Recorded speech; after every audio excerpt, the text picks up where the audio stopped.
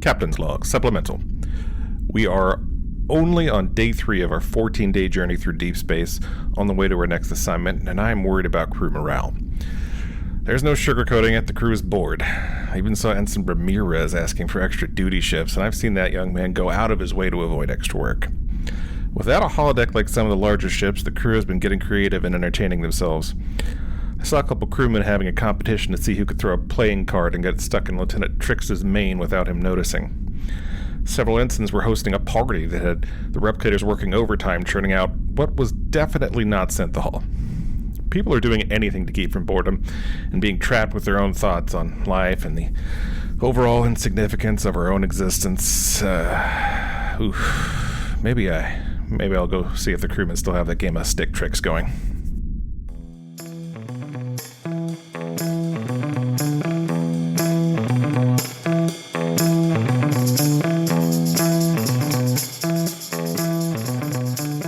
Hello, everybody. Welcome to Captain's Log Supplemental. My name is Stanford. I am joined, not for the first time, and certainly not for the last, by my two best friends, Chris. Hey, you. And then a distant Rob. Hello. Listen, I don't appreciate your tone. Your top two, but right now Chris is like head and shoulders above you because he didn't mess up my marks today. Captain's Log Supplemental is a Star Trek rewatch podcast. We're rewatching the whole show, chronological order. It's going to take a long time. We are on the second to last, the penultimate, if you will, episode of the first season of this show. And I've been having a good time. Having a good time until our marks this morning. I've thoroughly enjoyed it so far, and I'm looking forward to doing more. Meaning you just that said this show, but didn't specify which show it was. It's one of the same, right? It's this podcast and Enterprise. Yes. Oh, Yeah. okay. Yeah. I thought you meant specifically Enterprise. Gotcha. No. I haven't been enjoying Enterprise even a little bit. I have been enjoying doing this show. Yes. It's not as bad as you two had said that it might be. I have found it worse.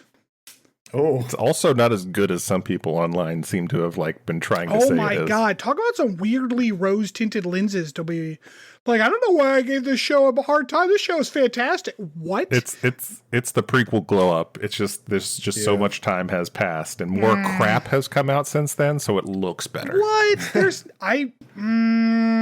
Maybe Picard, but I can't think of any other show that was worse than this one. I don't know. Discovery really does have its moments, man. Because Discovery is at least enjoyable to watch for the most part. Them's fighting words. That's actually our next show, so we'll get there. It is true, yeah. So as I said, we are on our second to last episode of the first season of this podcast. We are still new at this, obviously, so we would much appreciate any kind of subscriptions, ratings, and reviews. If you give us some, we'll read them out. Any kind of emails you want to throw me, I'll read them out on the air. It should be fun. So this week's episode of Star Trek Enterprise. Did you catch that, Rob? We're on Enterprise. Yeah. Okay. Is entitled 2 Days and 2 Nights. Sexy. We open on Captain Archer starting a captain's personal log in which he is explaining that they have finally made it to Risa and they are going to have some shore leave. They have drawn... Damn time. They've referenced it the last 3 episodes. Yep. They have drawn lots and decided half the crew will go down to the surface while the other half waits on the ship, and then they'll swap. The captain he's like, this doesn't feel right. I should, the crew should come before me, but that's not how shore leave works. That's why you have a second in command. It's okay. But basically, every main character gets to go down to shore leave right now, except for T'Pol and Travis. Yep. Can we pause for just a second, please? Yes. Wait. Thank you. The suspense is killing me. Rob, we should, here, you know that game, Geography? Yeah. That they played in the last, here, let's do a Star Trek version of that. So, any Star Trek word. So I'll start with Enterprise. Enterprise D. Ooh.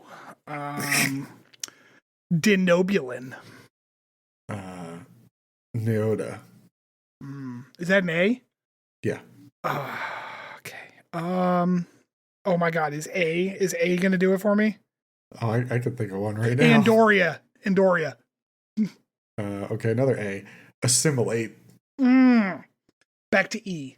Let's get these out of the way. Enterprise C. God.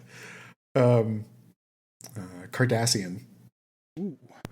Sorry about that. Lauren called, and I wanted to make sure Chase had a chance to talk to her to make sure he was fine. Oh, that's so sweet. Also, they are getting ready for bed now, so for about like 15 minutes or so, I'm going to have to double check on them and make sure they're good. All right, so that's N to me, Rob, when that happens? Yep. All right. So you want to interrupt N me? to you? Oh, we're playing a game. Fuck you. You weren't here. You were interrupting me, Rob? Yeah, so I was just going to say, Travis does get shore leave. He goes rock climbing. Oh, he's the one that goes rock climbing. That's right. So T'Pol's the only one who Yeah. doesn't get to go rock climbing, or doesn't get to go to shore leave right now. Okay, that's right. Phlox is the only other main character who doesn't go down. Well, we're going to talk about Phlox in a moment here. However, despite Archer's, kind of misgivings, he is convinced by the goodest boy in Starfleet to definitely go because Porthos needs to walk on the beach. And He needs his walkies. yeah. And so they pile into the shuttle and they're wearing like civilian clothes. Oh my God, Travis's shirt. Oh my God. My question here is, how do the civilian clothes look simultaneously like stupid futurism, but also old fashioned? It's very impressive. And they're all wearing like their own varieties of various bullshit clothes. Oh, it's hilarious. Faith of the heart. As we come back, Act 1, we are on the shuttle pod descending down to Risa, and everyone is explaining what they're going to do. Travis wants to go rock climbing on a rock face that changes because he's a fucking tryhard. Reed and Trip are going to get laid. Oh my God. Yep. Oh my God. These two. Their whole storyline is oh my God, it's the worst in this. It's very bad. Yeah. Hoshi is a teacher's pet, so she's just going to be doing her like extra credit assignment or whatever. I don't know. I've got goodest boy written here, so I guess Porthos showed up again. Of course. I think he was licking the captain's face. We go back up to the Enterprise, and crewman Cutler makes another appearance. That was like Phlox's girlfriend or date, I guess. Wasn't the pilot one of the ones who was like in the goo web too? I did not recognize him, so I didn't realize it. Like crewman Chad or whatever. Yeah, crewman Chadicus. Yeah. Chadicus. My note's like, oh, hey, it's Cutler. Cutler shows up, and apparently Phlox is going to go into a hibernation. T'Pol has a couple of misgivings, but Phlox is like, don't worry, you administer the right amount, I'll sleep for 2 days, then I'll wake up and everything will be fine. Mm-hmm. It's Phlox's version of shore leave, I guess, is that he will sleep for 2 days straight. It sounds awesome, to be honest. Yeah, it does sound pretty good. We cut to Archer's villa that he is staying in. It is a very nice villa. It's got like a kind of a cliffside ocean view. Yeah. So on this, I'm looking at this and I'm seeing like the obvious like vacation spot or wherever. Like what trade does Race like? Was there like a currency they use, or they just like let people hang for free because they're awesome? So anyways, we're going later in the episode, we find out that like Trip and Malcolm aren't even carrying cash on them. So that's a good question. Maybe the Enterprise has got a running tab. Yeah, there you go. I mean, yeah, I don't know what Risa deals in. It seems like tourism is their only like way of life, but maybe, you know what? Because as many times as I'm like, the Federation claims it's like some kind of post-scarcity utopia. Maybe Risa is actually a post-scarcity utopia. Like the guy who runs the seafood boat just does it because he loves making seafood off a boat. Yeah. Maybe that's just what a post-scarcity society should look like, is everyone's just on vacation all the time. Sounds awesome. Let's do that. Let's get there. Yeah, let's do that. Yeah. I don't want to be the Federation. I want to be Risa. Yeah, I wanna wade out to a seafood boat every night for dinner. That sounds great. Nobody wants to fuck with Risa. They just want to party at Risa. I mean, someone's gonna have to bring me something back.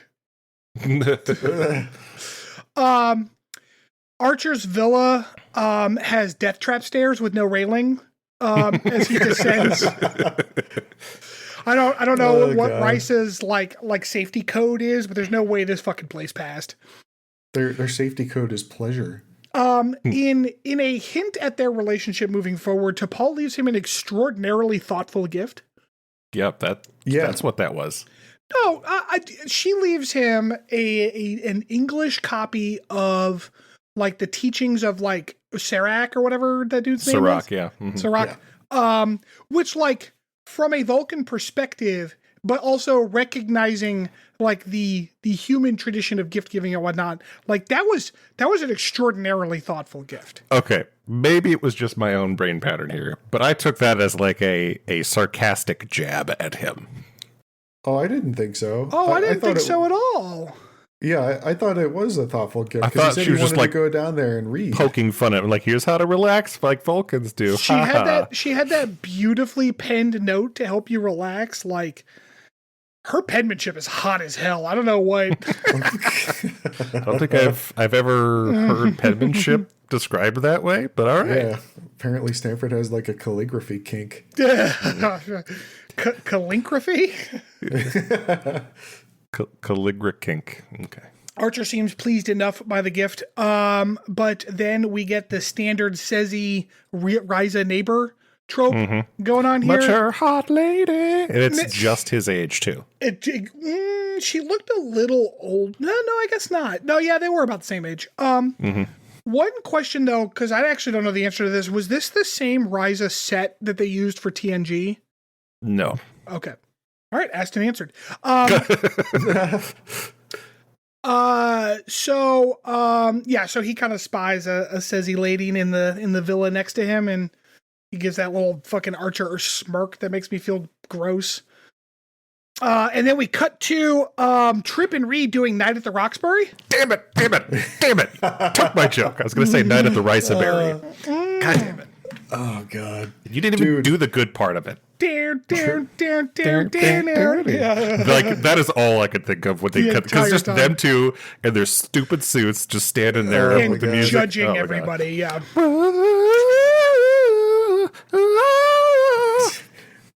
Trip's white suit with the purple shirt was just freaking great. Yeah. It was truly terrible. The music here is so fucking bad too, because it's like so what they think like future club music's gonna be, and it's just like shit elevator music. Yep, pretty much. Actually, you know what it sounds closest to? It sounds like a bad version of that Cisco Hold music. Bam, bam, bam, bam, bam. That shit slaps. They should have just played the Cantina music from Star Wars. They proceed to judge every single woman they see. And then they drop the very, very wonderfully early 2000s, oh, you're accidentally gay joke. Yeah, Twice here. It's going to come back. Malcolm is already acting very badly as being drunk. Yeah.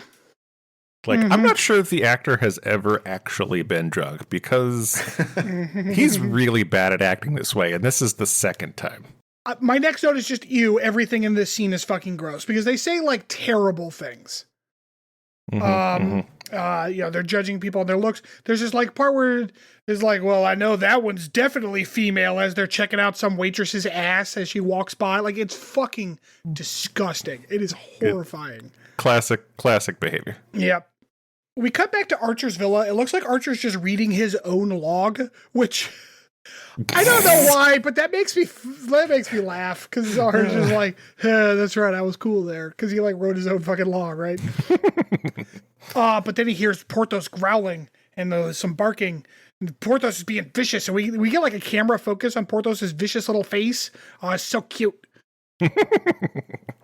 He's barking at like another dog that's on the porch. It looks like an Earth dog. They didn't even like give it some fake antenna or anything. It's okay, yeah, I know. I'm like, so she just has a dog? Is she from Earth? What is happening right now? Yeah, she just has an Earth dog. With this like funny stupid ass haircut. Yeah, like no one on this planet seems to have even ever heard of Earth, so it's impressive that they've got an Earth dog. I think later, yeah, I have. This is the furthest away any of my people have ever gone. And I'm like, apparently not dogs, though. Yeah. Oh, that reminds me. Did you guys notice when he was like getting set up in the room? He has a water polo gym bag. Oh, God, what a nerd. God, what a tryhard. Oh, what a dork. So What's-Her-Face comes and gets her dog. There was no explanation as to how the dog ended up on the balcony. Don't worry, that's going to be the first of several unresolved things in this episode. And they chat a little bit. There's a little bit of old people flirting, which is fine. It's harmless. And then she recommends getting seafood on this boat that like pulls into the harbor, and then you wade out to it, and they feed you seafood off the boat. And I was so fucking hungry after her description of that. Also, she was fishing for an invite. Wait, I have crab sticks in the fridge. Oh, I know what I'm eating after this. Wait, what the fuck did you just say, Chris? I said she was fishing for an invite. Man, shut your fucking mouth. What the fuck? The fact that your delayed reaction to that just made that so much better. Thank you. Usually I drink water, but we're recording on a Saturday night, and I'm drinking. We have copious amounts of beer in our fridge, which makes me sound like a lush. So jealous. I'm slightly inebriated, but in a good way, I think. Anyways, he does invite her, and then she's like, "Oh, that'll be fun." "Oh, no, I can't. I have something else going on tonight." What? We don't know or ever find out, so that doesn't matter. But he's like, "Well, maybe tomorrow night then." And then they part ways. This was the point at which I guessed that like there was probably some other planned or filmed scenes with this woman that got cut. Yeah, I think that's highly likely. Because she had, like, I know the storyline and we'll get to it, but, like, there was no reason to decline this invite from what we saw on screen. And the way she declined it, because she's like, "Oh, I'd love to." "Oh, no, I'm sorry. I have to," and made it sound like it's like, "Oh, shit, I can't tonight because I have to meet with my secret agent or whatever." Got to go to the surgery and get some work done. Right. By the way, I liked her cheetah print skin. Oh yeah, leopard print skin. Her like yeah, it looked like you know those like hot spring sodium deposit pools. This is very specific. Do you know what I'm talking about? Yeah, it is. Yeah, it looked like that, but on like her chest and stuff. Yeah, that was I liked it. I thought it was cool. So in Act 2, we cut to Hoshi having dinner and speaking the Ryzen language. Her vacation is proof that, and like evidence that Hoshi should never, ever, ever be considered or like portrayed as being incompetent ever again. Right? She is staggeringly good with languages. Yeah. Like, I'm jealous of this character's ability to pick up a language in a day and a half. Did you hear? So like that other character she meets in a couple minutes here, she tells him that she has learned over 40 languages. 40 languages. That's a lot. That's a lot of language. So Hoshi's not allowed to be like, "I don't know if I can do it anymore, bitch." But she's a woman, so she has to be portrayed as incompetent. In 2002, that's definitely true. The music in this, oh no, I'm sorry. So Hoshi speaks to a couple locals in their language, and they compliment her accent, and she's thank you.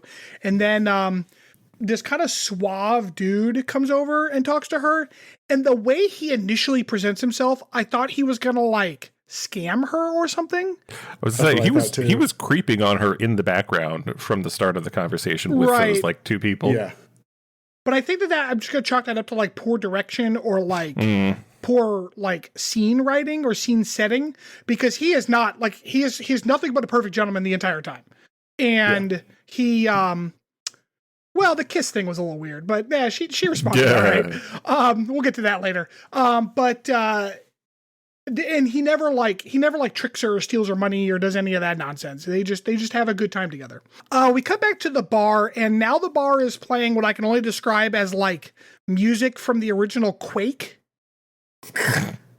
Hey, also I want to mention in the last scene with the Rysons, like I guess like Rysons just have head thingies now. Like what was up with that?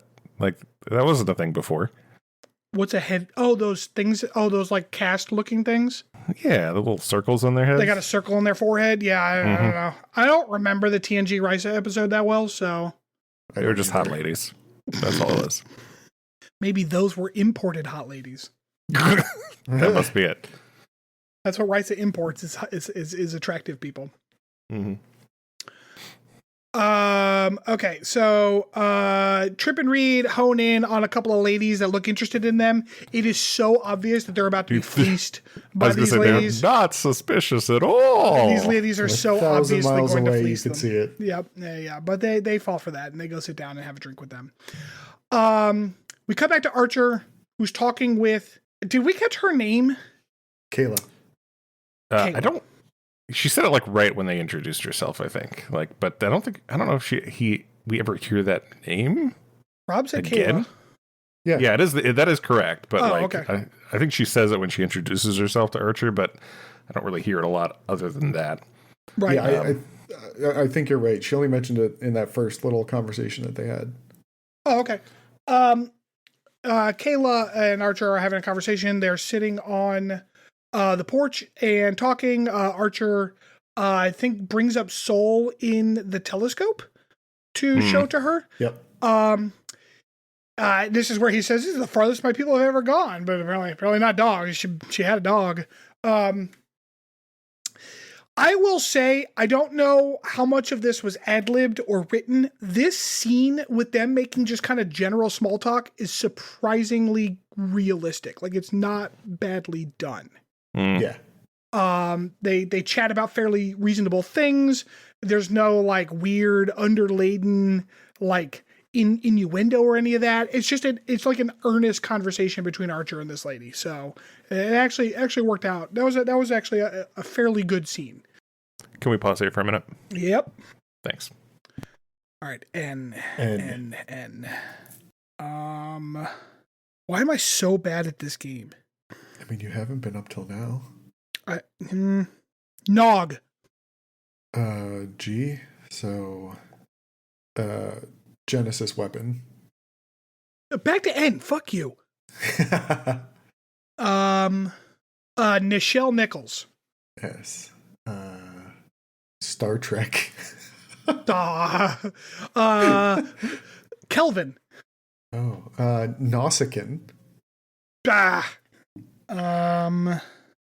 Oh man, I'm really bad at this game. I think the problem is we just keep hitting the same letter over and over. Yeah, that's English doing that shit. Yeah.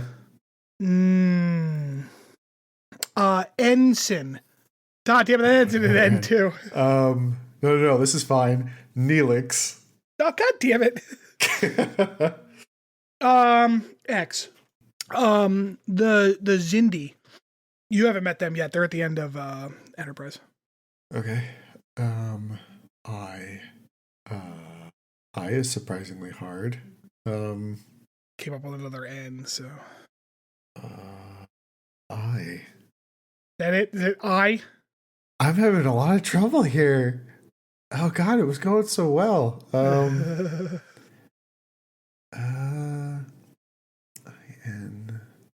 Ooh, I got another N too. I got a couple of N's in the bank. Q is fuck.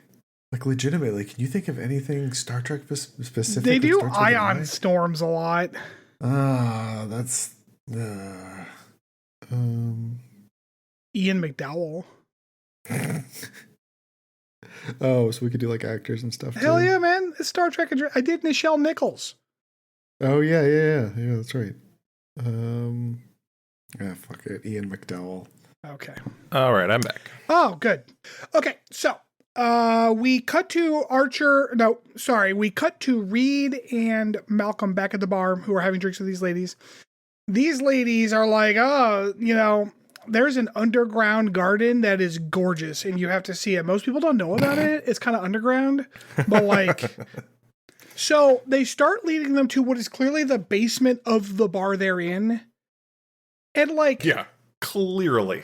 And I'm like, at this point, they basically deserve to get fleeced. Yeah, absolutely. So they lead them down to this basement, and then they like hold guns to them, and they're like, "Oh God, damn it!" And then the two Rice and ladies like kind of shapeshift into like two male aliens. And then we drop that another accidentally gay joke because it's, we 2002. Also, did you catch the joke from Trip about, is this part of their mating ritual? Oh yeah. God. Damn show. They want some valuables. The Reed and Trip are basically like, we don't have any valuables on us. And then the aliens get frustrated and zap them with their phasers, which are apparently set to the vapors, because they both just kind of like slowly swoon and pass out. Set phasers to vapors. Oh, my heavens. And that's where we cut to Act 3. Act 3, Travis had an accident rock climbing. Shocked I was. Shocked. They don't have like a medical wheelchair on Enterprise, so they have to like buddy carry him up to the med bay. He's very much like, I'm hurt, where's Phlox? And Cutler's like, well, he's indisposed at the moment. And he's like, well, then wake him the fuck up. I got a broken leg or whatever. I had to laugh because he talked about like, have you ever been admitted to an alien hospital before? Or like he was asking to Paul that like once they got to Oh my God, bay. brilliant line. And it's like, brilliant line. It's like, dude, you have an alien doctor already. No, but to Paul's response was brilliant. Oh, yeah. Yeah. In San Francisco. Yeah, because she's like, yes, in San Francisco. Because, like, to her, human hospitals are alien hospitals. Sure. Brilliant line. I don't know who wrote that. Brilliant line. So Travis is like, well, better wake him up. And then we kind of like watch Cutler and T'Pol start to carry him up to sickbay. We cut back to Trip and Reed, who are coming too. Trip's in his underwear again, so thank you for that show. Triple bow. Oh, Okay. Trip bulge. Gotcha. Bulge. I thought you said triple. I'm like, triple what? What are we doing? Trip bulge. Trip bulge. They are tied up, and Reed's like, I can't believe we fell for some women. And Trip's like, don't forget they were gorgeous women, Malcolm. Gorgeous. Very important. Very important. And so they're screaming for help. No help's coming. They're not really sure what to do. Cut back to the ship. Turns out Travis was in an alien hospital and is now seems to be having some kind of allergic reaction to whatever the drugs the alien hospital gave him. Cutler is acting like she has to know what she doesn't know what to do, and she's like, I don't know what they gave him, this, that, and the other thing.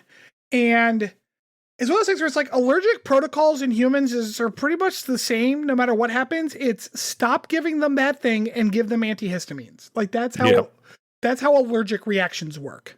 Yeah. But This is a space allergic reaction, though. It's totally different. Yeah. So Cutler's like, we might have to wake up Phlox.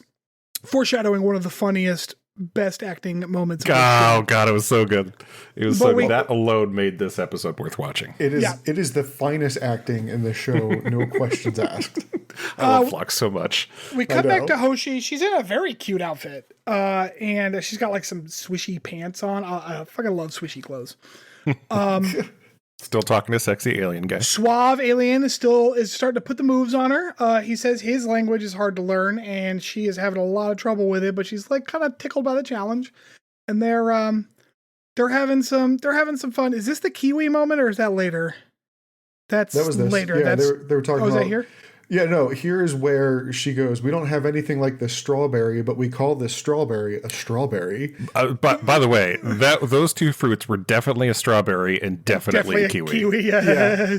And I like how she tasted it when I was like, it's a kiwi. Like, Hoshi, I can see it's a kiwi. Like, unless it tastes... it's clearly a kiwi you're holding. Like, I guess if it tasted like turkey, then it would be like, I mean, it kind of looks like a kiwi, but no, it's definitely a kiwi. And she's like, kiwi. And he smirks. And then she's like, what? And he's like, in my language, kiwi means something else. I don't know your word for it. And she's like, show me. And he's like, okay. And he leans in for a little kiss. Little smoochy poo. Kiwi. And she's like, kiss. And then they do it again because she is fucking into him, which I get. He has put all the correct moves on. Yeah, we went from Star Trek to rom-com. We come back to Archer, who this entire vacation has looked like he's dressed for like an accounting conference.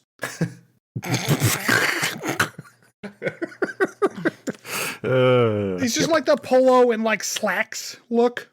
He's talking to Kayla. She mentions the Suliban, and there's dramatic music swelling, and then Archer's like, what the fuck is she talking about the Suliban? That's weird. And he's starting to get a little suspicious to her. But we get back to the Enterprise for the good shit. So they decide to wake up Phlox, and Cutler and T'Pol go into Phlox's room, and Phlox is sleeping hard. Cutler gives him this dose of medicine. It doesn't seem to work. T'Pol's like, are you sure you gave him the right stuff? And Cutler's like, I gave him the stuff he told me to give him. And then he bounces out of bed and then falls over and does some of the best physical acting I've ever seen. It was so good. That was very good physical comedy. It was incredible. Fantastic. That made this entire episode worth it. Yeah, and there was a moment where he's like, someone's sick? Then you should call a doctor. And they're like, Phlox, you are the doctor. He's like, oh, to sick bay, and then he falls over. It's fucking, oh my God, it's fantastic. It's so good. We come back to him in there, and he's like checking on Travis, and he like knows what's kind of going on. He's obviously, his medical training's still working, but he's still trying to fucking figure shit out. And he's like throwing tools around and just leaving shit on the patient and stuff. And he's like, I'm going to need such and such. I'm going to need regular bloodworms. And Cutler's like, which container? He's like, no, fresh. And he goes over to the intercom and he goes, set a course for Regulus, maximum warp. And T'Pol's like, let's get you back to bed. We come back to Archer and Kayla. Kayla's pretty much all about the Suliban at this point. She just wants to know all about these Suliban. She claims that her family was killed by some or something. I don't know. It was bullshit. Yep. She goes like, how do you fight something you can't even see? And I wrote, they were all over the ceiling. We couldn't do anything about it. Yeah, you just get a broom and start waving it at the air. And Archer's like, I don't know where the Suliban live, which is a lie. I don't know if he was lying or just stupid, because like he does know where the Suliban live. He talked to a bunch of them in the detention center. They told him they were a diaspora people and they live all over. Like, that's where they live, Archer. You know this. I got the impression that he was now protecting the ones that he rescued. I guess. Yeah, that's what my impression was. He's on to her and he says, like, cut the act. You're asking a lot of the same questions that I got asked by Al while I was at this detention center. See our episode Detained.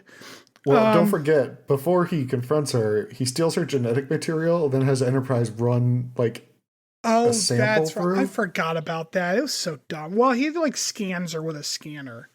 Yeah. Yeah, and then it's like, it turns out she's the same genetic markers as Al from that episode. Yeah. Mm-hmm. So, right. Yeah, whatever. Darren. He's like, I think you need to go or something. Anyways, like, he grabs her wrist and is escorting her out of the room. And she's like, fuck you, Jackson. So she, like, stabs him with the old poison fingernail trick, which works every time. He immediately collapses. That's some fast acting stuff, man. Yeah, it was good, especially when it cut like into the vague like capillary skin on the wrist. We come back to Reed and Trip, who have cut themselves free. They kind of go up and they look embarrassed to be in their underwear, although like their underwear. Don't forget they're sticky now. What? Don't forget they're sticky now. Oh yeah, they got sticky because of the and smelly because of the alcohol they used that was in the bottle. Right. That they cut their straps with. Right. Their underwear is like biker shorts and like a muscle, like a sleeveless muscle tee, they don't look that out of place. Like they look like clothes, like tighter clothes, but you're on a pleasure planet. Like no one's caring. I mean, they're getting some looks, but Tripp's a good looking guy. Poor Malcolm. Malcolm's too skinny. We I thought you were going to finish that sentence with too British. Yeah, that too. Shit. It's the teeth. Oh, poor British people. No, fuck British people. No, wait. Oh, okay. The emotional roller coaster. Says the only one here with a mum. To Hoshi waking up in bed with the suave alien because Hoshi got some. And this is funny because when they were in the shuttle pod going down, Hoshi was like, I'm just going to learn some languages. And everyone's like, how come you don't cut loose and have fun? And then Archer got poisoned. Travis broke his leg. Reed and Trip got tied up and drugged and mugged, whereas Hoshi got some. She had a good time. Took it to Pound Town. And let's see. They get back up to the ship. Travis is better. The doctor's like, he's all good to go now, and everyone's like, good. Oh, great. And then they turn back to talk to the doctor, and he has passed out on one of the medical beds, fast asleep again. Yeah. Good job, Phlox. You were here for like 7 minutes of screen time, and it was the greatest 7 minutes of the whole season. It's so good. It really was. Porthos is the goodest boy in Starfleet. He wakes up Archer, as is his duty, by licking him in the face. Archer is very upset because he appears like he's going to be late to his seminar on corporate accounts receivable. But that's the end of the show. The end. Like, what's with the alien lady? We don't know. We never find out. That is the end of it. We know that she's probably from the same people that Al fell. For all we know, she might be Al. Like, entirely possible. We know nothing. We know nothing about this lady. This entire little plot line it didn't go anywhere. And that's why I think maybe they cut some scenes. This is just a vessel for Phlox in his 7 glorious minutes. Oh my God. This is my first pass through Enterprise. Does she ever show up again later? Dude, I'm fairly sure the answer is no. I'm pretty sure no. And yeah, so that's the episode. That is Enterprise's take on the Rice and Vacation episode. As for our rating system, from 1 to 5, where 0 is threshold, I don't know. Like, I wanted to give it a lower score, but I liked all of Hoshi's scenes, and Phlox was incredible. Yes. So I think I'll give it a 3. Yeah, that's where I was settling. The rest of the episode is dumb, but those pull it up to a 3. Yeah, like, I would have said Trip and Malcolm, their whole story was like a 1. Archer's was a 2. Hoshi and Phlox definitely elevate the episode, especially Phlox's acting. It was so good. So I would also agree with the 3. Okay, 3's all aboard across. Any closing thoughts? It was just silly throwaway Star Trek episode. That's about it. Yeah. Nothing like of consequence seemed to happen.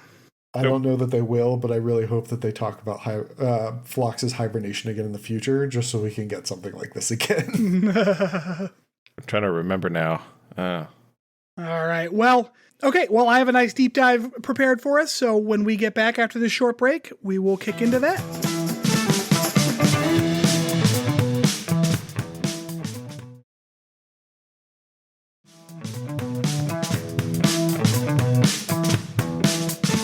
Welcome back. So for our deep dive today, I wanted to talk a little bit about something that came up in this episode.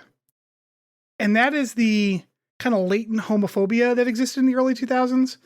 All 3 of us are of an age. We were all born in 85 or 86. So we are all of an age where we were in high school between the years 2000 and 2004. Which means that like we were these people where like we were using gay as a slur, which is real ironic considering that I'm a bisexual now. And was at the time, but just wasn't allowed to express those feelings without, feeling bad about myself. So like that cultural concept that I, look back on with shame, like was pervasive then. And it is kind of shitty how much it permeated television as well. Remember Friends? Yep, I was just about to say Friends had a lot of examples of this, but so did as much as much of it was kind of campy, there was a lot of haha, they're gay jokes in Scrubs. And then here where and lots of movies and shows where it's oh, you're hot for that lady? Well, turns out she's a dude. Ha ha, you're gay now. And not only is that anti-trans as fuck, but it's also homophobic to a degree that's classic to the definition. They're literally scared of being perceived as a homosexual. Mm-hmm. So on that note, I want to talk about Archive of Our Own. Do either of you know what Archive of Our Own is? Never heard of it. No. Oh boy, I'm so glad that I get to be the one to tell you about this website. Oh boy. Archive of Our Own is a fan fiction repository. Oh, so it is toxic waste, is what you're saying. No, because toxic waste doesn't have any redeeming qualities. Okay. Archive of Our Own has some good shit, my friends. Now, Archive of Our Own kind of came out of a lot of websites that were doing this kind of thing, 10, 15, 20 years ago. This is the one that and there are still others out there, but this is the one that has kind of come out mostly ahead, and it serves as kind of the de facto place on the internet to look for this kind of stuff. Fun fact, Rob, have you met Matt Talley? I don't remember if you've met him in person. Yes, at one of the dice packing meetups. Oh, okay. Matt Talley is actually the legal counsel for Archive of Our Own. Oh, staff. Yeah, kind of a weird little quirk there. Small world. Yeah, exactly. And Archive of Our Own, pretty much, if there's a television show that exists, there is a fan fiction that someone has written for it. There are several hundred fan fictions for the show Sliders on this website. Oh boy. Okay, so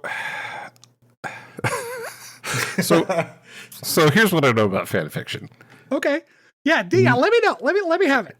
98% of it is people making stories where the characters fuck each other or murder each other. Am I off very much? So you're off by a little bit because you don't include how many of those stories are both. Oh, God. And to be very clear, I do not think fan fiction is in any way, shape, or form a bad thing. Fucking have fun. Do what you want to do. Some of you are fantastic writers. Some of you are not. I don't care. Just enjoy yourself. That's all it's for. That is the memeness of it, though. Yes. It's people's excuse to make the characters fuck each other like they want. And that is where we are going. Because, of course, there are thousands of stories on Archive of Our Own for the various Star Trek shows. Of course. They have a category for just Star Trek, and then they have a category for all of the individual Star Trek shows. The Star Trek category, I believe, has 19,000 stories in it. Okay. How many of those are Enterprise? More than you'd expect. No, I would expect it to be a lot because this show is horny as hell. Yeah. Actually, I meant to. This is a number I forgot to pull. I meant to pull a number because I when I first looked through this, I looked at all of the Star Treks in relation to each other, and to see which ones were the most popular.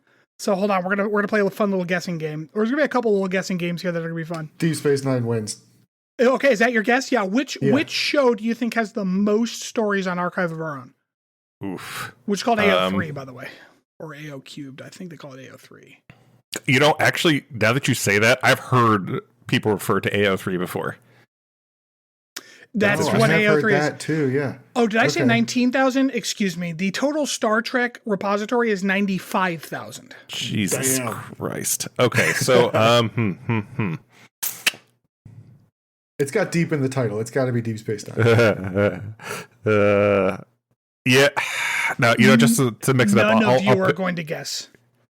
What? It is. Wait. It is. Like Chris, you Is it haven't thrown your toss? guess in there. Is it toss? No, I need your guess. Is that your guess? That's my guess. Okay.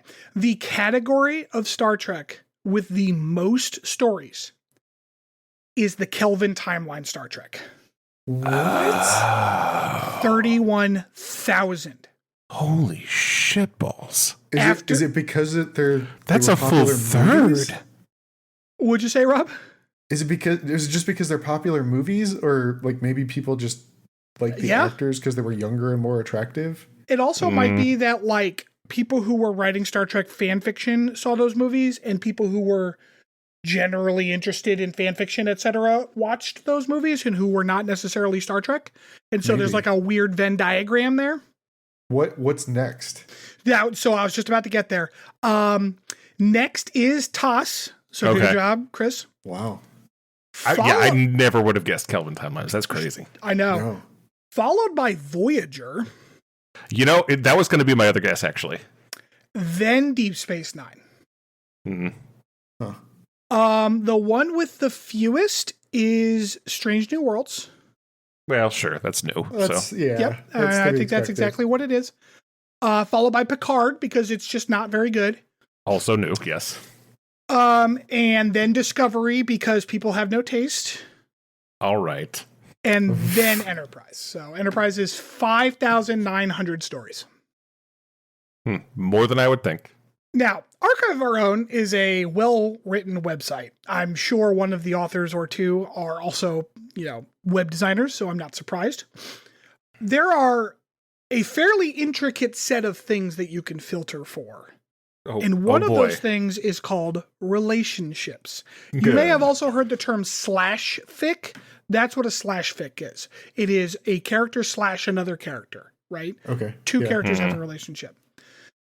So, on Enterprise, there are two characters that get relationshiped in these fan fictions more than twice as much as the next set of characters that are most popular. It's got to be Trip and Malcolm. It is 100% Trip and Malcolm. Yeah, of course. Dude, literally, I have it in my notes for today's episode. At least every couple of episodes, the two of them wind up in a situation where it's just like the worst thing that could have possibly happened in the episode just happened to both of them, and they're just screaming at each other. So, nonsensically. I'm going to comment here that obviously that is not how the people who wrote the show intended them to come off. No. But I think that demonstrates the parallels between a very close friendship and a romance. Yeah. I agree. And a lot of it is like, because obviously the writers never intended it this way, because back then... The homophobia, I guess. Yeah, they couldn't be gay. But like, we are now in 2023 starting to come around to the idea, especially with Gen Z, but a little bit with us, the younger millennials and some of the older millennials, are coming around to the idea that like, it's okay to be more intimate with people you're platonically related to. Yeah. Like, it's okay to say I love you to your friends. Right. Absolutely. And like, so it is interesting that like, the relationship between them from a 2023 lens is like, oh, they are close friends. There doesn't have to be sexual tension for them to be affectionate toward one another. Right. But then like, yes, there is kind of a knee-jerk response of like, they fucking? Like, is that what's going on here? Well, and I think a similar relationship in Star Trek this happens a lot with is from Deep Space Nine, Garrick and Bashir. I was also going to say Bones and Spock. Garrick and Bashir, the number one relationship in this Deep Space Nine. Not surprised at all. Yeah, now I will note, I've always perceived them as a platonic friendship, kind of like you described, that they're just close and whatnot. Right. However, Garrick, I will note, Garrick I is did a read little more teasy and a little I did flirty. read that Garrick's actor on purpose played it like he was,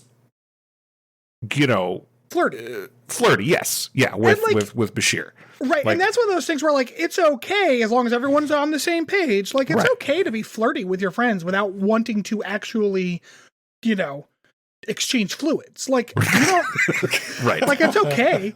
There was a lady I used to work with. I called her my work wife. She was very fun, very no nonsense. Like, fuck this place. But her and I would like playfully like flirt back and forth, and it was like obviously we're not like interested in that kind of relationship, but that's just like something we liked to do in order to pass the time at work. Mm-hmm. All right, I'm not getting any looks from my wife behind me, so I think I got the okay on that. Of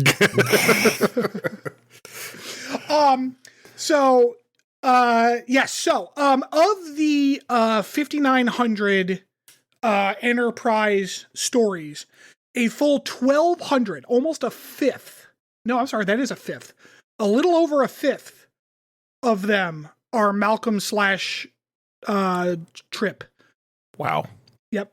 Apparently his first name is Charles, which I did not realize. Yep. Charles. God, what's his last name? Tucker. Tucker, man. Yes. Yeah. Yeah, Tucker. I just call him Trip. Yep. All right. So, on Archive of Our Own, you can go ahead and select the Malcolm Reed / Charles Trip Tucker III. Oh, actually, before we get there, do y'all want like a top 5 list of like the other relationships that are on this show? Hit me. Yeah. So next, with only 600, is actually T'Pol and Trip, which I don't think I would have ever seen coming. Although maybe because they're both the like youngest and hottest people on the show. Don't So they wind up in an actual relationship? That is a relationship canon in the show.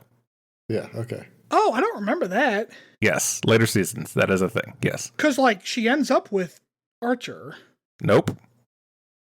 Yes, she does. They kiss at the very end. That's like the last scene of the last episode. Nope. What? No, they're not together. Maybe they just hug? I don't know. For some reason, my brain has them together at the end. The only person that T'Pol is actually ever in a relationship with is Trip. Interesting. All right, well, never mind. Next is Archer and Reed. Okay, that one I never would have called. Yeah, I'm assuming there's a top bottom relationship that is very heavily enforced in that one. That followed by Archer and T'Pol, and then at number 5, Reed and Hoshi, which I don't see that ever working. Oof, no. That's nope. Those are very different people. Let me keep going here, actually, because I got a few more. Archer and Trip is just after them. Followed Makes sense. That does make sense. Followed by Archer and Shran. Yes. Ooh, what a fun bunch of stories that's got to be. Wow. Oh man, someone here is also Jay Hayes. Is that Travis? Jay Hayes. No, what's Travis's last name? Travis Mayweather. Mayweather. Who's Hayes? He must show up later. I don't remember a Hayes. Yeah, I don't remember Hayes. Wait. Wasn't there like a head security guy? No, the time traveler was crewman Daniels. Oh, yes, that's right, Daniels. Yeah. There's like a later in the season. They had take on like a Marine detachment. I wonder if that's like the head Marine guy. Shit, that would make sense. Yeah. I think that's what. Because who's they in a relationship with? Malcolm Reed. Yes, absolutely. Okay, so it's definitely the security guy. Okay, all right. On Archive of Our Own, AO3, you can sort by that. So I went ahead and did that. And if you like a story, you can leave what is called a kudos. A kudos is like I like this. So I went ahead and sorted it by best to last, like to least liked, most liked to least liked on the site. Kudos, okay. Yeah. Mm-hmm. The best one of the Malcolm / Reed, the Malcolm / Trip fictions is a piece called Fall Asleep Counting Your Blessings by Alley Cat. Okay. Oh boy. Lieutenant Malcolm Reed has never been so much for family holidays, and his memories of Christmas past were far from warm and pleasant. Oh, you're just going to read this straight up, huh? No, this is the blurb. Oh, okay. Yet, when the crew of the Enterprise find themselves back on Earth in time for Christmas, Malcolm is soon drawn into the chaos that is the Tucker family Christmas. Oh, God. He'd been able to survive keeping his feelings for his best friend hidden for nearly 6 years, but spending the holiday with Trip and Trip's well-meaning but definitely meddling family may prove to be too much to handle. What is this, a fucking Hallmark movie? Yes. That's exactly what I said. Now, I couldn't just leave it there, so I went ahead and read this thing. Of course you did. And I'm going to read an excerpt, and I think that is where I am going to kind of bring this segment to a close, because we started with Reed and Trip being so homophobic that they got basically mugged for it, to a touching moment between the two. Trip pretended to think for a moment before nodding. A deal, but we got to put shirts on before we go down for presents and breakfast. Obviously, Malcolm huffed, rolling his eyes, even while continuing to smile. Your family doesn't need any more fuel for their fires by us wandering down the stairs in just our pajama bottoms. They'll get enough just from me coming down holding your hand. Ridiculous flutters sprang up in Malcolm's chest and stomach once more. He'd always known that Trip was a bit of a romantic. Hand-holding, nice quiet dinners, tender caresses, soft declarations of affection. He just never thought he'd be on the receiving end of those ministrations. Ducking his head to hide the silly, pleased smile that was threatening to split his face in two, Malcolm tugged his sweater over his head, folded it, and set it with the rest of his things. He quickly changed from his cargo pants into the sleeper bottoms that he'd been wearing to bed before turning back to face Trip. Trip, who was already tugging the blankets down, his own sleep bottoms hanging low and loose on his hips, giving Malcolm a tantalizing glimpse at the fact that there was nothing under them but what he'd been born with. This was very tender up until just then. For a man who swore he wanted to do things right and take it slow, he certainly knew how to be a tease. Oh, God damn it. Malcolm took a moment longer to take in the sight of Trip. Oh, he'd seen the commander many times wearing next to nothing while they were in decon, but that was hardly the place to be ogling the object of one's desires. And in the changing room, getting out of their uniforms and into the cat suits for EVAs. But this was different. This was relaxed Trip Tucker. Off-duty Trip Tucker. The man Malcolm was finally allowed to call his own Trip Tucker. And he was gorgeous. All that golden skin, muscles enough to prove their existence, but not enough that he was all twisted steel and sex appeal. His body was toned in all the right ways, and Malcolm found he didn't quite mind the curls of dark blonde hair that covered Trip's chest. As a man with a fairly smooth chest himself, Malcolm had never been overly fond of chest hair in the past, but on Trip it just seemed to work, and he couldn't wait to lay his head down and nuzzle into it. You planning on getting into bed with me, darling? Or just gotta stand there and stare at me the whole rest of the night? Incredible. Wow. Unbelievable. And it's one of those things where you can tell it's fan fiction because they don't have an editor. Because there are some genuinely well-written turns of phrase in this. There honestly are. But then there are also some very clumsy sentences. But Alley Cat, I think is what the name of the author was. Good job. Fantastic, fantastic piece. Yep, that is most assuredly fan fiction. It is exactly what I thought fan fiction would be. So yeah, if you're into that kind of thing, AO3, archiveofourown.org, there is anything you could possibly want exists on this website. All right, we're going to take a little break, and then we will be back with Potpourri.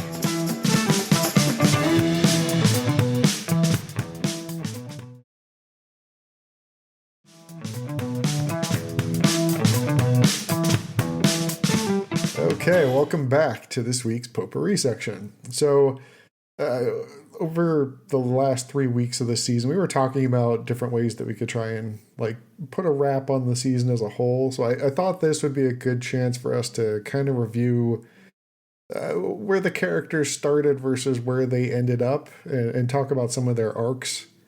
And I'm just going to stick to the big named characters. But first we got Trip.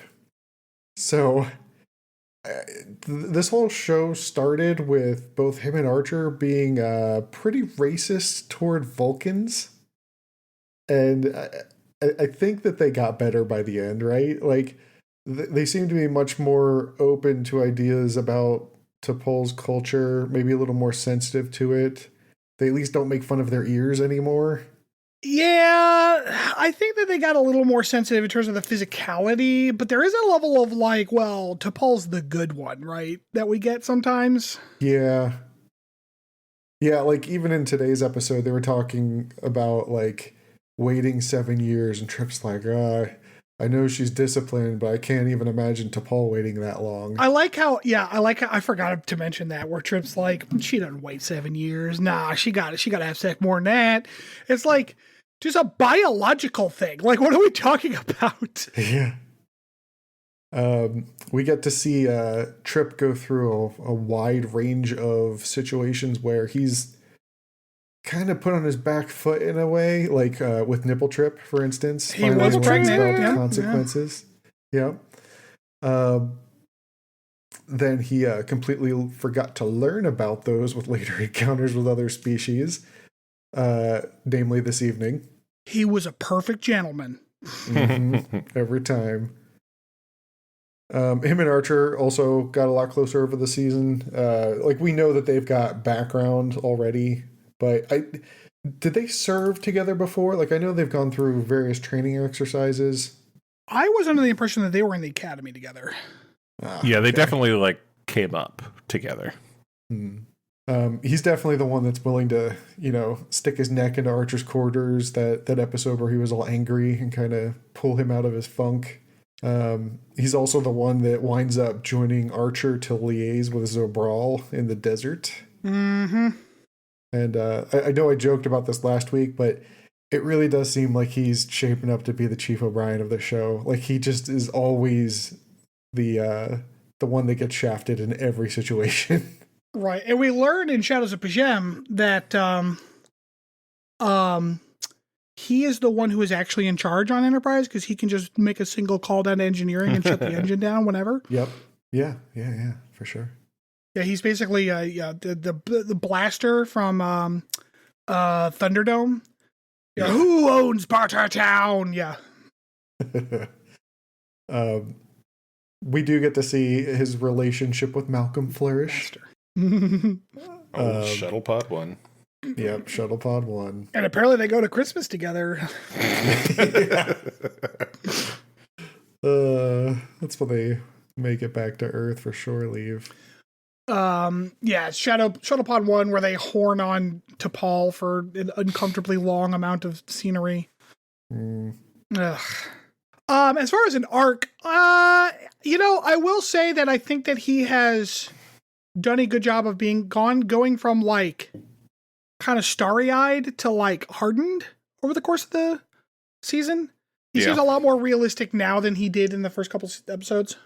Yeah, he's much more practical and down to earth. Yeah, and I don't know if that was a conscious decision on the writers and the actor part, but like, or if it was kind of an accident, like that's the role they needed him to fill as the season went on. But he's definitely less like yippee yippee and more like, well, it's how we do things, Yeah. Yep. Yeah, he's settled into his job well. Next up, we've got Hoshi, who started the season very unsure about herself, even though she was handpicked by Archer for the assignment to Enterprise. Yes. I would say that of all the characters aboard Enterprise, she probably experienced the most personal growth this season. I think that sounds real. I agree.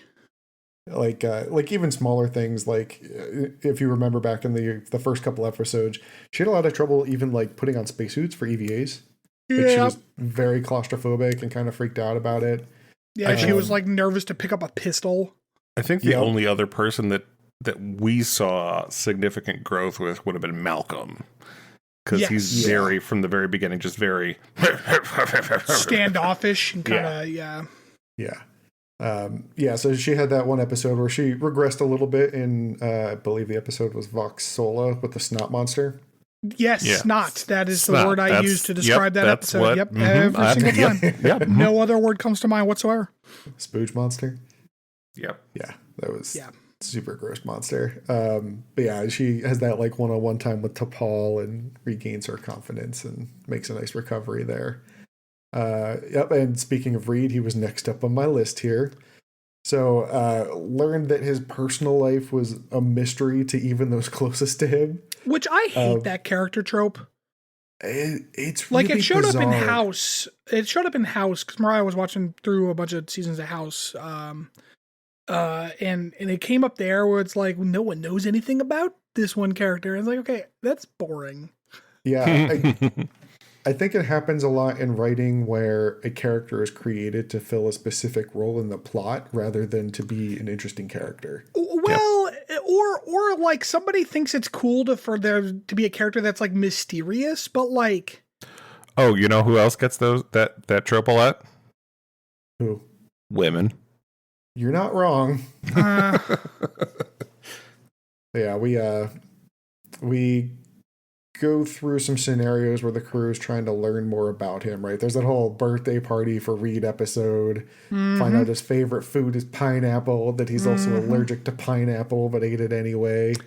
That's one of those things where it's like, how did he find out? Yeah. I enjoyed meeting his parents. I thought that was a fun little bit to that episode. Yeah, although his dad was a complete British douche. Yeah. Oh, that's right. Yeah. Yeah, I had to go join the Space Navy instead of the cool-ass Water Navy, whatever. Fucking yeah. Give me a break. Who wouldn't want to go out into space if that was an option? Oh, lots of people. My wife is terrified of heights. I'm scared of heights. The idea of being in space doesn't freak me out that much. Yeah, well, you're not my wife. That's fair. Wait till you're in space. Learned about all his failed relationships back on Earth during the shuttle episode. How much he regretted about all of them randomly. Yeah. I don't know what the point of those were, because it's like, obviously you don't actually care, but then it was supposed to be funny. Yeah. It wasn't. It's like how I believe you're accurate in your assessment of that, yes. I'm just saying, it was supposed to be funny. Every time it comes up, it's joked about how much he just wants to blow things up. Which he does. Yeah. Yeah. I mean, again, it's just kind of like one developmental or one dimensional character development. Like it really does seem sometimes that he's just there to fill a role in Enterprise. I don't know. But he definitely got more of a personality as the season progressed, at least. Yeah, they added horny to his repertoire. And pineapple. Horny was there from the get-go. Do you remember when they wound up in that strip joint? Yeah. Oh, yeah, that was the first place they checked it. Wow. That is 100% fair. Episode. Mm-hmm. Gotta look in here for some Souley-Bon, right? Oh, it's even worse with the British accent. Travis. So I know everybody's sort of new to Enterprise. It was just recently, shipped off for the first time. But he kind of plays the real like rookie character in the main cast, as it were. I like the bit at the beginning of the season with him and Trip finding the center of gravity on Enterprise. Right, the dumb bit. He's sitting up on the ceiling. Yeah, like I know we talked about it with the grav plating and how it's actually from who's that author? Larry Niven. Larry Niven, yeah. But Travis winds up getting thrown into a lot of like the learning experience bits in each of the episodes. Yeah, it's very funny because like they simultaneously kind of have to skirt this weird character issue that they don't skirt it well. Where like he's young, right? Like he's the youngest member of the crew. Yep. But also he's spent the most time in space out of all of them. Yeah, because he was on a freighter. Yes, he was born and raised on a space freighter. So like he has to both be naive and young, but also an expert on like a lot of various aspects of being on a spaceship. And he doesn't really get to do that latter part very often. And sometimes it's almost like the writers forget. Yeah. It's like Trip wouldn't be having trouble with it. Like him breaking his foot mountain climbing, that makes sense. Totally tracks. Yeah. But like Trip having any kind of issue with anything else that's going on a spaceship doesn't track because he has more experience than anyone else on board. Do you mean Travis? You keep saying Trip. I'm sorry. Did I say Trip? I meant Travis. Yeah. Yeah. And even if he hadn't grown up on the ship, these are all trained professionals. Right. Yeah, I mean, he passed. He's an ensign, so he went through the academy. Right. But it's also like, it's one of those things where it's like the upper officers should be asking him for his opinion on various things. And the only time he ever got to give it was in that Fortunate Son episode, where you can see him kind of flex his knowledge, but he does it in this like obnoxious, like 80s wunderkind kind of way that didn't feel good. It's like, don't make him sound like some petulant little, like, well, when I was on the horizon, bleh. And there's like, no. He is an expert, a down and out subject matter expert above all of you. Archer should have been like, hey, Trip, take the lead on this. You're the one who knows everything about this situation. Travis, God damn it. I think peak Travis experience for me was him handling the Cretacean apology. Oh, yeah. That was good. That was like his moment to shine in the whole season, I thought. T'Pol. So I learned a lot about Vulcan culture through T'Pol this season. It was kind of interesting seeing humans sort of learn it for the first time ever along with us. Definitely the most level-headed crew member so far. And I appreciate how, especially towards the end of the show, you can start seeing her humor come out more through her demeanor now. And it's usually pretty fun. I felt like they did a good job, similar to how they handled Spock in the original series, where it's almost like sarcasm treated as their sense of humor. The crew really seems to respect her now. The Vulcan ambassador that we met, Valar, rightfully said that she's definitely got a home on the ship. And that she's adjusted well to human culture. I think that the T'Pol-centric episodes this season, at least for me, were some of the hardest hitting of the show. Also the most rapey, which was creepy. Well, she is a lady. Yeah. Not only a lady, didn't play on but that she is so a hard. lady who is well endowed in the chest area. Yeah. Oh, God, this fucking show. Yeah, they're super horny writers. Yeah, I think that T'Pol's got a fairly steady and interesting arc. I think she, as an actor and as the writers, have done generally a pretty good job of starting her out with like this kind of stuffy, I don't know if stuffy's the right word, but like very rigid. Haughty. Very rigid understanding of like what her role is and what everyone is expected to do, into a you know, and then like kind of evolving that into being a more like, well, I know that the regulations, the rules, the principles, the general guidelines are this, but the crew needs this.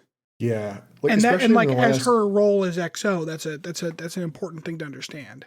Yeah, like in the last couple episodes, one of the things that she did was just note to Archer, like, hey, you all need some shore leave. Like, you got to take a break. I mean, it was short, 2 days. Yeah, we saw Trip's shorts. Yeah, she's been an interesting, like, view into the developing human-Vulcan relationships, too. It seems like the writers have really enjoyed leaning into that pretty hard so far, especially with like Pajem and Shadows of Pajem and everything with like that weird heretical Vulcan crew. So I think like there's always like one character like that, right? In each series, it seems.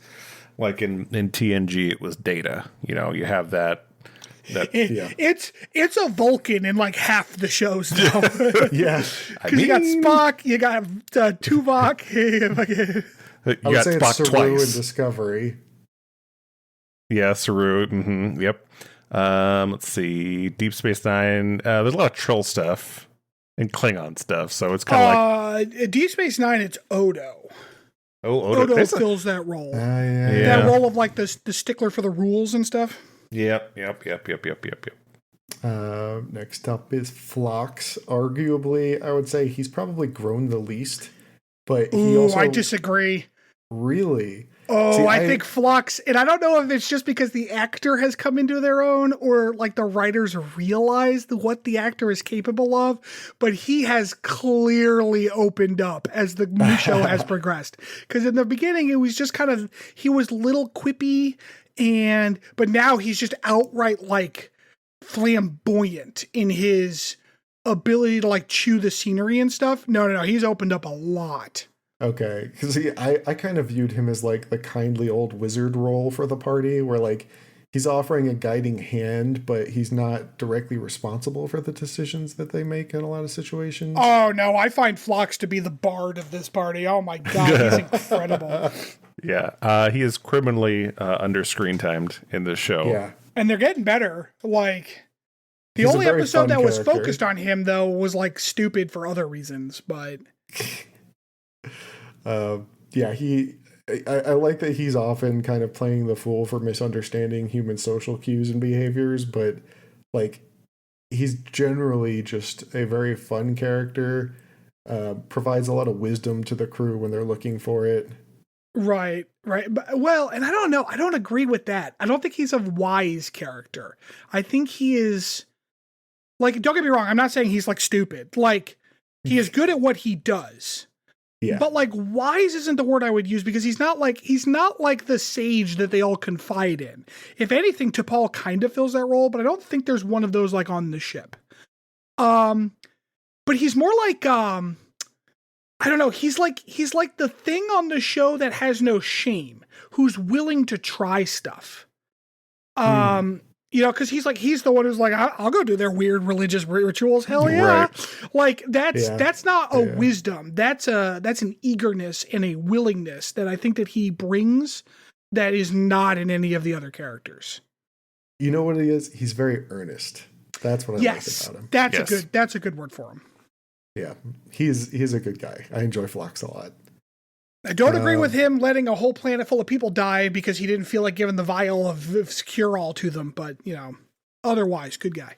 And then last of all the major named characters would probably be Archer. So I was like, who's left? I forgot about Captain Dewar. So I'm very glad that he has grown to respect T'Pol and her capabilities. It was really rough early on seeing the way that him and Trip treated her. But I guess it was supposed to be, right? Yeah. He's learned almost nothing about being rash during his initial encounters with aliens. So, yeah, I actually, and I agree with you about him and T'Pol, but I actually would suggest that Archer has kind of gone the wrong way in terms of, cockiness. Yeah. Because in the first few episodes, especially the pilot, but even in a couple episodes after that, there was at least a spoken understanding that we're new out here. We don't know everything. Let's kind of figure it out. And then he'd snarkily ask T'Pol and she'd be like this. He'd be like, well, we're not fucking doing that. But at least there was an acknowledgement of their inexpertise out here. But nowadays it seems that Archer's just I've dealt with 3 people on ceilings and I haven't died yet, so I'm pretty much the best person that's ever been in the galaxy. I mean, he's not wrong. I mean, if you can deal with somebody on the ceiling, then 3 times. Sky's the limit. Even though all 3 of those times they definitely got the drop on him and it was complete random chance because of the writers that he didn't die. Listen, he's at a huge tactical disadvantage already. They're on the ceiling. And his forehead is just an easy target. Yep. Like a 5 head. All that hair, it increases his profile. Yeah. So it's funny that you're right, he is taking T'Pol more seriously, but by the same token, he is also worse in his own self-discipline. Yep. I did appreciate that we've seen the Suliban in a couple of different scenarios now. I like that he doesn't just assume that all the Suliban are part of the Cabal anymore. That episode with the prison break, I felt like was a big moment for personal growth for him. I actually, after this week's episode, I felt kind of bad for him. Because he didn't get laid? Why? Because he didn't get hot MILF? No, it's just he just can't seem to escape from the conflict building up around the temporal Cold War now. And Can he not? We don't know what that lady was even doing. Right, like it was very unclear as to whether she was associated at all with the government. All she says is like, "You're so wrong," but like, you're how so though, wrong, lady? Man, she must come back. They must have planned for her to come back. If she doesn't, then it's clearly just like a dropped plot thread. Yeah, absolutely. What? This show? No. Remember that those Suliban people in that Detained episode dude, that they just never even went back to? I'll go get them. Okay, we'll never see you again. Bye. Dude, they like build it up and everything. They're like, it's going to be this moment. Nope. Episode over. Remember when they ran out of special effects budget, so they cut from the middle of a fight to them tied up and in a shack? Yep. Oh, I fucking love this podcast, not the TV show. Fucking shit, this shit. We've seen him go through like a number of tough moral decisions by this point now. Like in the episode we were talking about earlier with Dear Doctor. He failed most of them, yeah. Yeah, the one thing I will say is early on, he really just seemed very arbitrary. I think it's just an improvement in the writing, but right now he's consistently wrong. But like at least he's struggling to make decisions about them. He doesn't just come off as like completely arbitrary anymore. I don't know. Like they show him like struggling with a decision ahead of time instead of just saying of some arbitrary arbitrating. Yeah. Arbitrary. Yeah. Yeah. Archer, Captain Doer. Woo! Is that the end of your list? That is the end of my list. Do you have anything else you'd like to add? Yeah. Shran, he started cool and he stayed cool. Perfect character development arc. Did we get his actual name yet? Mm-hmm.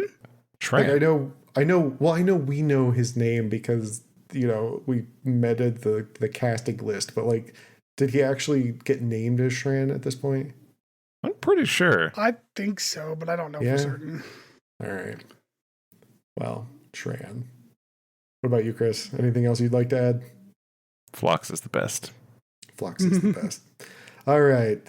Thanks, everybody, for joining us for another episode of Captain's Log Supplemental. If you fill up for it, we'd really appreciate you taking the time to rate and review us on whatever platform you get your podcasts from. Those reviews go a long way to helping people find us so that we can help grow our audience. Have a nice week, everybody. Trip's gentle teasing drew Malcolm out of his silent reverie and had his feet moving before he could give it a second thought. Trip had blankets lifted, waiting for Malcolm to join him in bed, inviting him in with a soft, sweet smile. The moment Malcolm had himself settled against Trip's side, the blanket enveloped them both, and he soon found strong arms wrapped around him, pulling him in all the closer until his head was resting squarely on Trip's strong chest, right where he wanted to be. Bye-bye.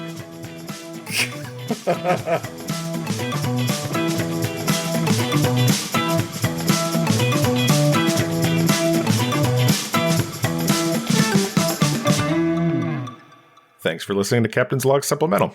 You can follow us on Twitter at PodCLS or send us hate mail at podcls3@gmail.com.